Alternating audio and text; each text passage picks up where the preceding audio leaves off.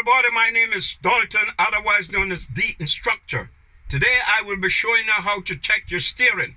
Here we go. First, I switch on my ignition and I'm waiting until the indicators light go. I'm watching it. There we go. Now I start my engine. My engine is running. Now I'm going to turn my steering wheel to the left and I'm going to look on the wheel. Here we go.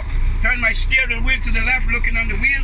Turn my steering wheel to the right, looking at the wheel. Then I'll turn my steering straighten my wheel, and then I'm pulling on my steering. My steering responds normally. There is no extra free play. This is my city horn. This is my highway horn. My steering free play should not be more than 2 inches.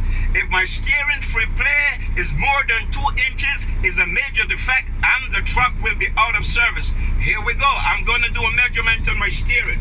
Okay, make sure my steering wheel is straight. Then I mark a line, hold my finger here, you see. Then I slightly turn my steering and then I let it go and I make another mark.